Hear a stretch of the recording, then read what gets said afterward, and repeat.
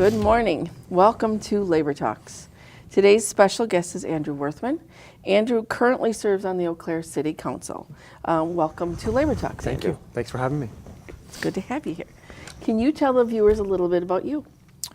Absolutely. So a little bit about my background. I grew up on an organic dairy farm in Osceola, Wisconsin, and came to university here 2001, and ended up working. Actually, my first campaign was 2006. My first job was Senator Kathleen Vinehout, and ended up. That's kind of how I got involved in politics, and have since stayed here. Ran for city council a few years later. So I've been serving on the city council since 2009, and really kind of grown into it and really appreciated being able to serve the community. And I have since started working with the Pew Charitable Trust. That's my day job, and I work on environmental issues for them on the federal level, federal policy, and have made Eau Claire my home. And I go and visit my folks a lot up north, obviously, but have really been excited about what our city is doing and where we're going and being a part of all of that. So Osceola is a beautiful city too,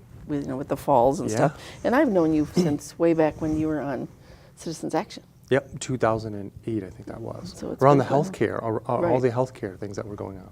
So I've known you quite a while. Now you grew up on an organic dairy farm, and I grew up on a regular dairy farm. Can you explain the difference? Well, there's probably not too much difference, but one of the major things is the fact that organic dairy farms don't use herbicides and pesticides on the land, and oftentimes the use of antibiotics is also different. So you can use antibiotics, but then you have to take that cow out of the milking herd. And so there's sort of stricter regulations around those kinds of things. I'd say that's probably the biggest difference, but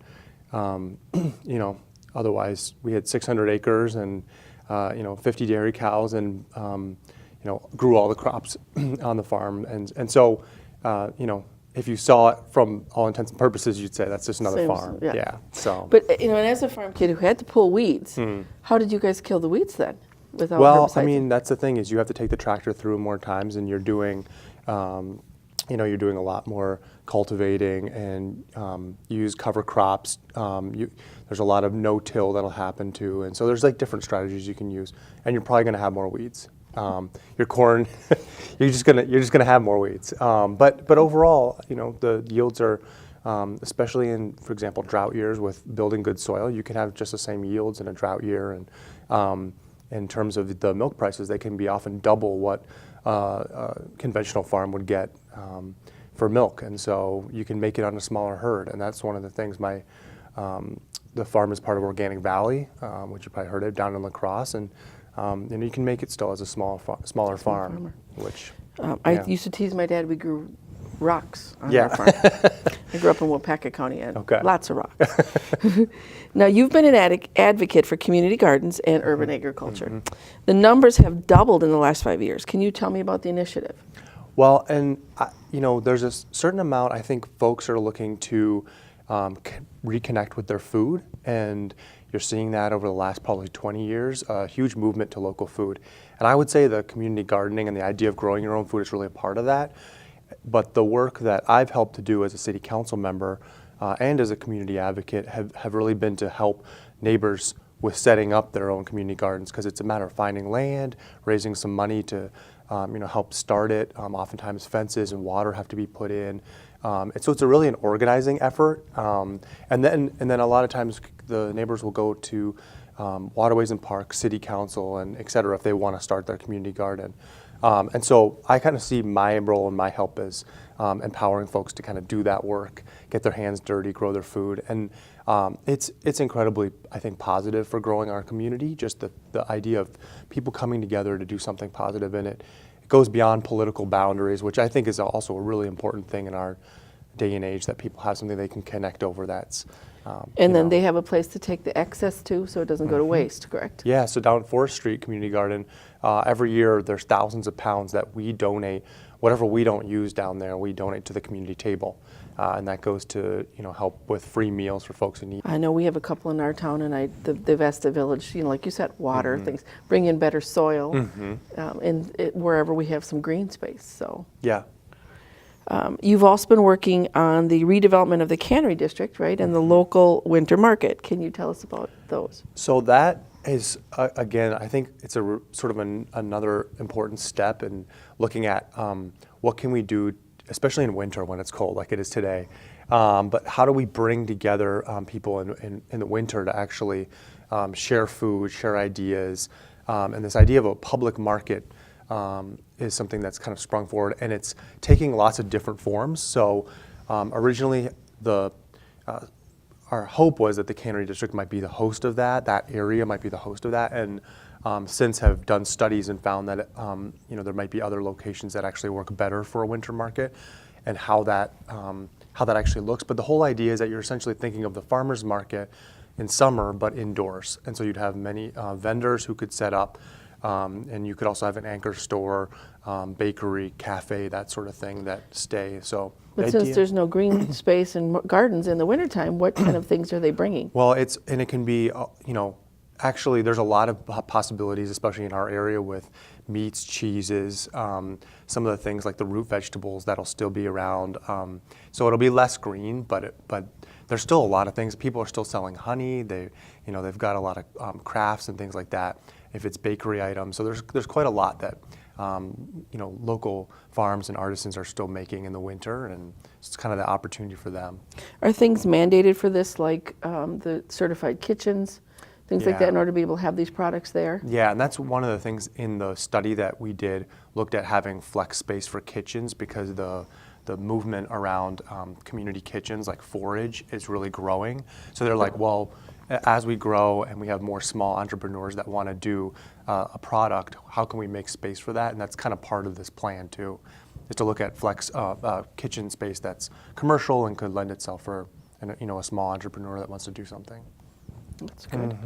Because I know some of the smaller towns in and around have run into situations where this person's got a certified kitchen, this one doesn't, and it can create some conflict if they're providing the same product. Yeah.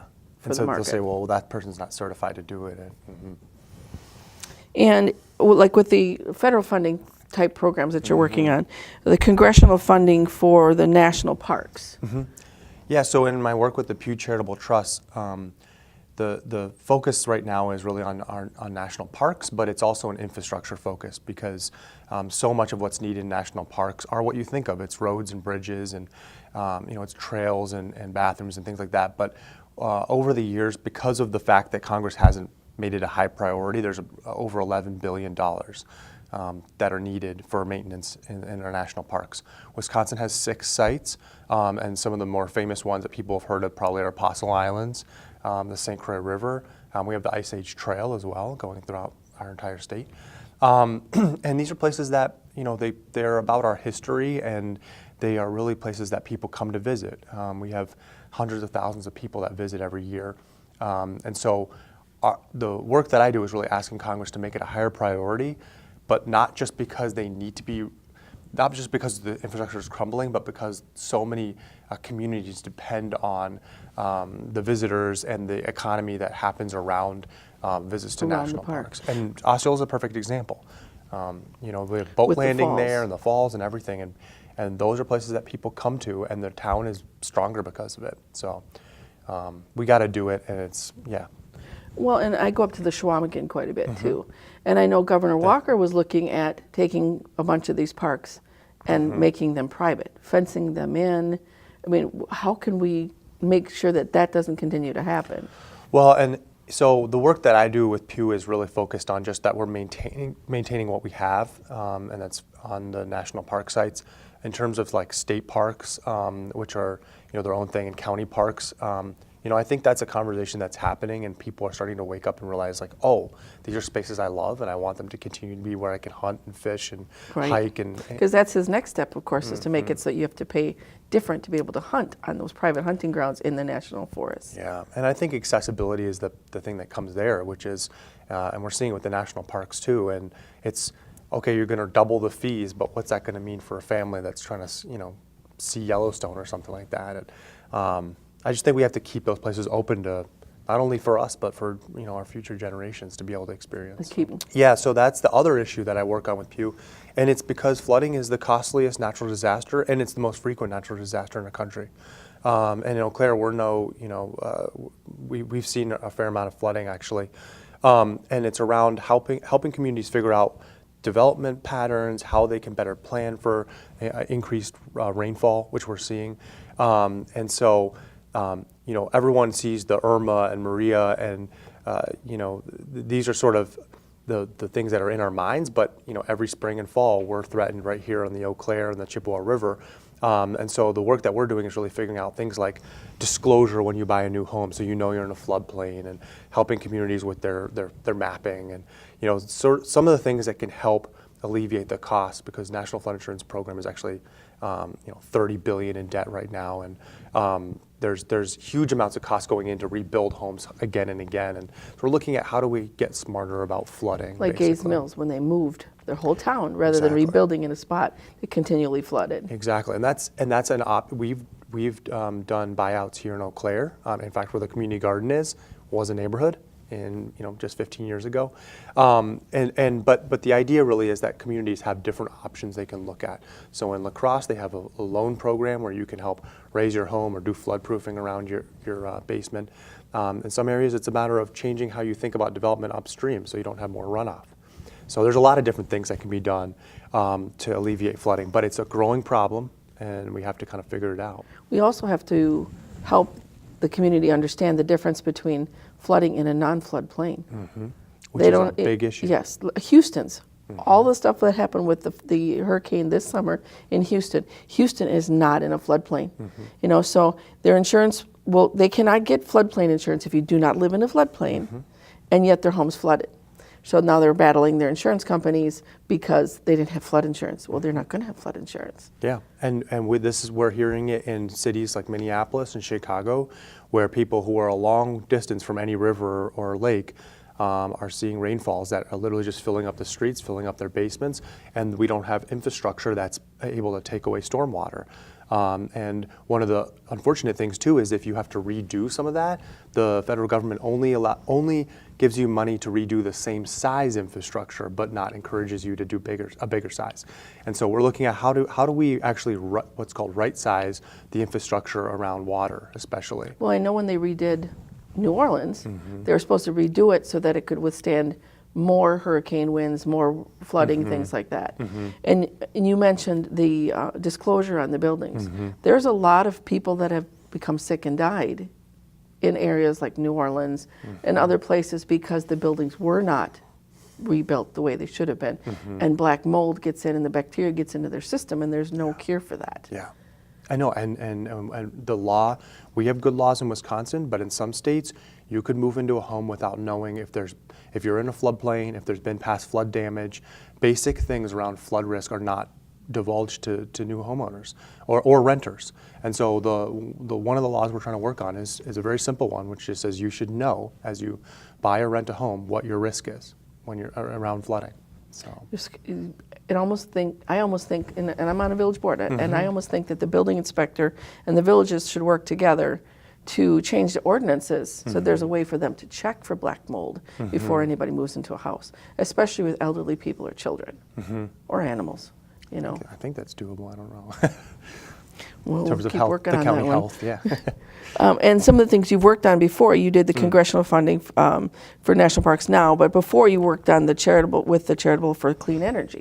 Yeah, and that focus was because if you want to put solar on your home, or if you're a business that wants to use solar, those credits are something that are always up for debate in Congress, and so we were really saying, let's continue to make sure that those are in place.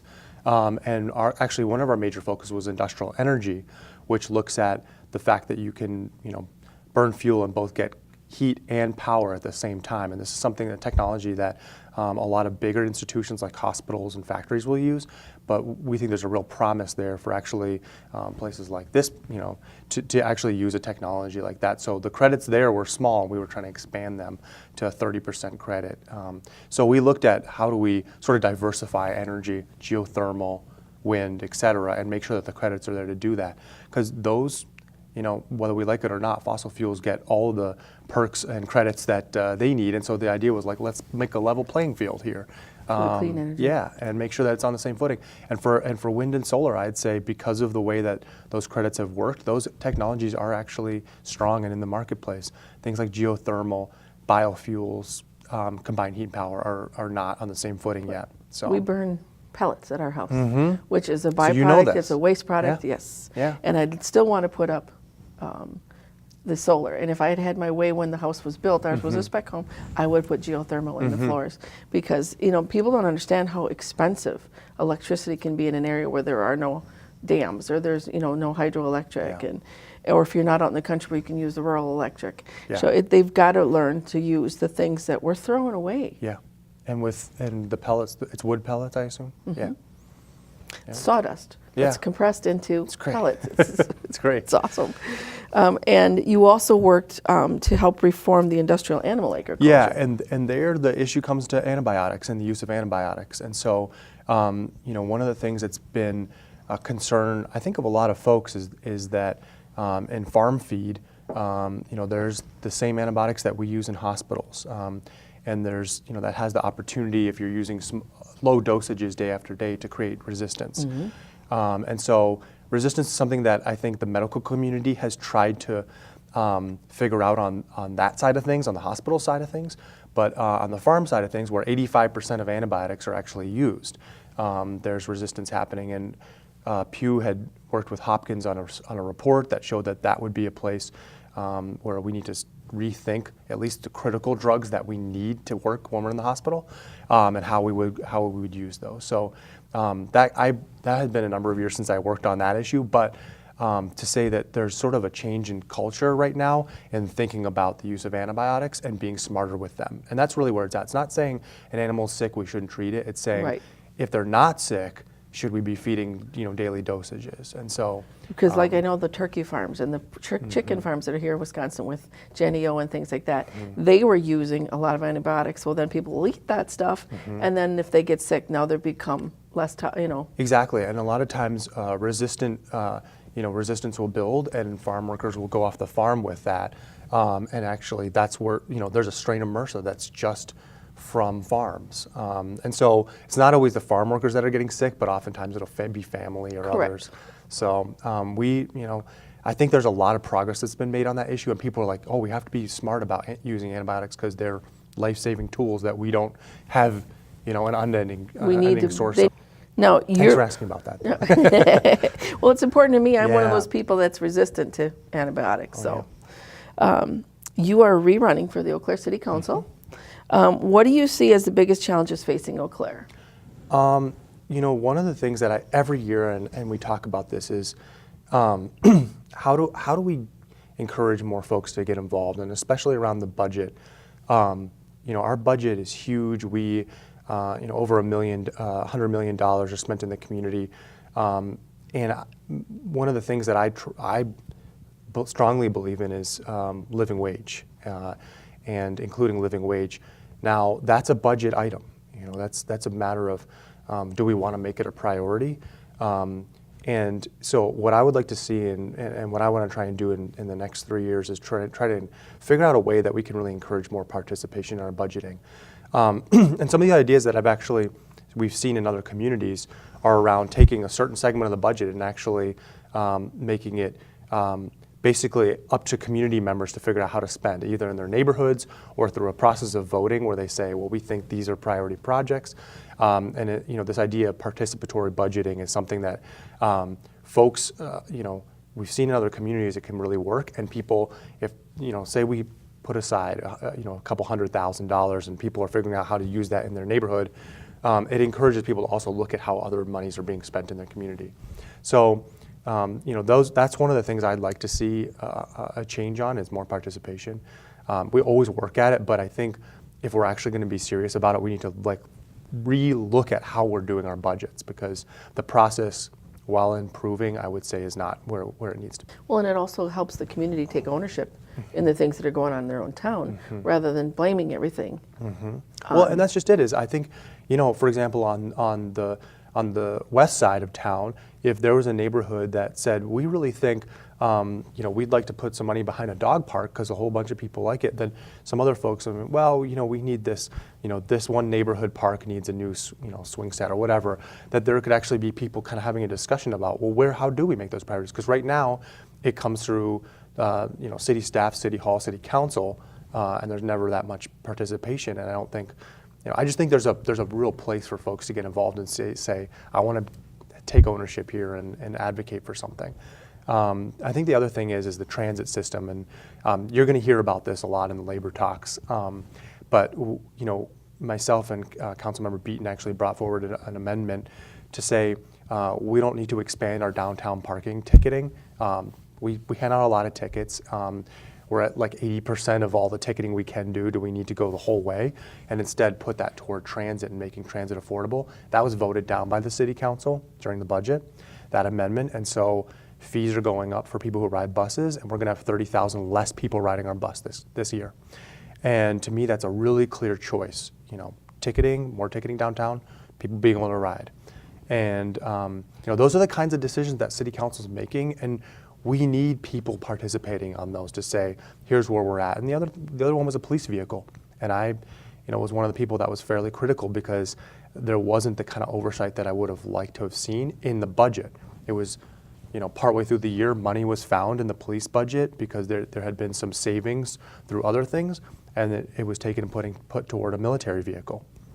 And we already have a military vehicle. We actually have two military-style vehicles from Iraq and Afghanistan that are already in our community, and we just purchased a third. And in my opinion, we could have done more cost sharing, figured out a way to make that work, and instead we spent another $70,000 on a police vehicle. And again, do people really think that's a priority over all the other things that we need in our community? Were they able to do one that's retrofitted? I mean, with Oshkosh Truck retrofitting all of these trucks coming back. Well, we do that internally, and I mean, it's one of those things where the federal government is now basically loaning, but it's granting these vehicles. But it's still a matter of the fact that we're going to need to do the retrofit ourselves. We're going to need to do ongoing maintenance ourselves, and this isn't cheap. And so even though we didn't have to buy the vehicle, we still have to do those other costs. Costs to it. And so, and knowing that we already have two with this county, the Eau Claire County Sheriff, do we really need a third? And I think that was a conversation that we could have had as a community, and instead it was sort of, we've identified this need and sort of going forward on it. So that's another place where participation, I think, could have been important. And at the very least, if community members came forward and said, yeah, we need another vehicle and we're willing to spend on it, So that they have put their 2 cents in. Yeah. And as far as the transit, we are so far behind every other enlightened country in transit. Yeah. High-speed rail, Yeah. the trains that we really need to, and that would take so much more cost away from fixing highways. Yeah. And I don't think if anybody were to travel in Europe, they'll understand how much different Europe is compared to here with the trains. Yeah. I was in Scotland this past holiday, and able to get from city to city. There's actually numerous ways. There's cheap flights, there's trains, and which are a little pricey, but I mean it's still doable. It was like $25 to go 4 hours, and it was the bus was like $5 to go 4 hours down to Edinburgh. And you have these different options, and they all work. And I think at least in our city, one of the things we need to do is if we're going to be serious about transit, we need to go all in. And this is part of the thing that people see is they say, well, it only runs half an hour, and so if I go, I have to go on the hour, but then I'm still waiting a half hour till my job, and it doesn't really quite make sense for me to do it. In some communities, they found that actually, if they work with public-private partnerships, they can make it free to jump on the bus. And that's one of the ways that you actually increase ridership, because people have it in their consciousness that, anytime I jump on the bus, I can go wherever I want. And it increases the ridership, which then would increase the number of routes that we're running, et cetera. So we have to kind of commit if we're going to do it. We can't, I think it's really difficult for us to say we're going to be sort of halfway on it. And sometimes I think people feel like we are halfway on our transit. I also think there's a mindset out there that says, it's me. I want to be able to have the independence to, if I want to hop on my car, I can hop on my car and go. I don't have to worry about that person's time schedule or that person's time. It's a lot of selfishness. And if they can hop on that bus, even if it's 10 minutes more, what it'll save in fuel costs and insurance costs and highway structure costs and everything else, we have to weigh everything. So when you say I'm going to go all in, everything has to be. Yeah, and you know, this as downtown is developing, we have thousands of new people that are living in downtown Eau Claire. This is one of the conversations is what do we provide for car accessibility versus what do we provide for other modes of transportation? And we have these conversations almost on a bi-weekly basis at City Council. Every time we look at a road project, do we provide for buses, bicycles, walking? And when we look at downtown, what do we do for, you know, accessibility around downtown? And so these are the conversations that we're actually having all the time as we figure out the extra thousands of folks who are coming into our city. So I think it's there, but I think we have to, if we commit to it and we say this is what we're going to do, you know, again, I think we can really succeed at the public transit piece. And other cities our size are succeeding at it. So, is there anything else you'd like to add? We've covered a lot. We have covered a lot. You know, I think those are two of the things that, you know, the transit piece is important. The wage piece is really important to me. And one of the things that, if I could just go back to the wage piece again, and we're on labor talk, so, but one of the things that's really important about living wage, and I think about us committing to that as a city, is we have the ability to directly impact hundreds of people in the wage they're making. Now, you know, it could be someone that is at the pool as a lifeguard. It could be someone that's offering concessions. There's a lot of different opportunities for folks to make a living wage. But what I think it does is it helps encourage other folks in the workplace, in our community, and private, to say we also want to lift wages because we need to compete with what the county and the city are doing. So to me, it's an important issue that's not just about our city. It lifts everyone. So it's the trickle up dynamic. Exactly. So. Well, that's today's program. My thanks to our viewing audience and to Andrew for making today's program possible. We also wish to thank the cameramen from Valley Media Works. They're the ones who do the work that help not only make this show possible, but give us an outlet for our union voices, our labor working family voices. A final note, Labor Talks is on channel 993 twice weekly. You can also use your favorite search engines with keywords Labor Talks and CVC TV, and you can find us on YouTube.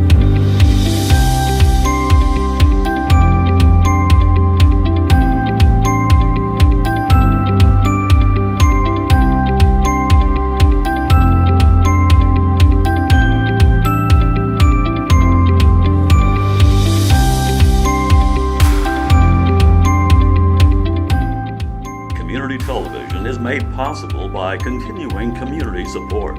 If you would like to volunteer or make a donation, you can contact us by calling 715-839-5067 or on the web at www.cvctv.org.